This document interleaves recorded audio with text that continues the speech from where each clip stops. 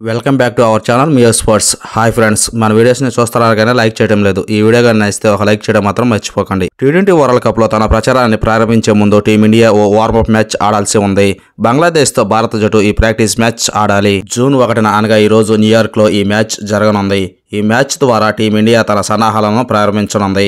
అలాగే ప్రస్తుతం ఆటగాళ్లందరూ ఎంతవరకు సన్నద్ధంగా ఉన్నారో తెలుసుకుంటుంది. ఈ కారణంగా ఈ వార్మప్ మ్యాచ్ చాలా కీలకంగా మారింది. బంగ్లాదేశ్తో జరిగే వార్మప్ మ్యాచ్లో నిరంతరం ప్లేయింగ్ 11లో భాగం కాబోతున్న ప్రధాన ప్లేయర్స్ అందరికీ అవకాశం లభిస్తుంది. అయితే టీమిండియా తన సన్నాహాలను మరింత పటిష్టం చేసుకోవాలంటే మరికొందరు ప్లేయర్స్కు అవకాశం ఇవ్వాల్సి ఉంటుంది.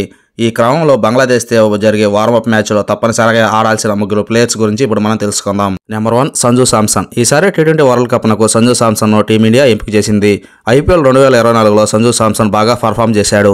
ఈ కారణంగానే సెలెక్టర్లు కేఎల్ రాహుల్ను ఎంపిక చేయకుండా సంజు శాంసన్ను భారత జట్టులోకి తీసుకున్నారు. సంజు శాంసన్ను జట్టులోకి తీసుకోవాలని ఫ్యాన్స్ డిమాండ్ చేస్తున్నారు.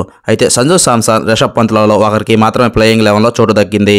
ఇలాంటి పరిస్థితుల్లో సంజు శాంసన్ను ప్రాక్టీస్ మ్యాచ్లు ఆడించి ఎలా రాణిస్తాడో చూడాల్సి ఉంది. నెంబర్ 2 శివం దుబే. యువ ఆల్రౌండర్ శివం దుబే ఐపీఎల్ ప్రదర్శనకు ప్రతిఫలంగా టీ20 వరల్డ్ కప్ జట్టులోకి వచ్చాడు. శివం దుబే ఐపీఎల్ మొదటి అర్ధభాగంలో చాలా బాగా ఆడాడు. కానీ అతను భారత జట్టులో ఎంపికైన వెంటనే అతను తన అపజయాన్ని కొనసాగించాడు. దీంతో శివం దుబేపై తీవ్ర విమర్శలు వచ్చాయి. ఈ కారణంగా శివం దుబే ప్రాక్టీస్ మ్యాచ్లో తప్పక ఆడాలి.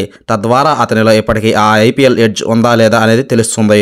నెంబర్ 3 యుజ్వేంద్ర చాహల్. యుజ్వేంద్ర చాహల్ కూడా టీ20 వరల్డ్ కప్ జట్టులో చేరాడు. అతనిపై భారీ అంచనాలు ఉన్నాయి. వార్మప్ మ్యాచ్లో చాహల్కు కూడా అవకాశం రావాలి. తద్వారా చాహల్ ఈ పిచ్చులపై ఎలాంటి ప్రదర్శన చేయగలడో తెలుసుకోవచ్చు. చాహల్ ఫామ్లో కొనసాగితే టీమిండియాకు ఇది చాలా గుడ్ న్యూస్.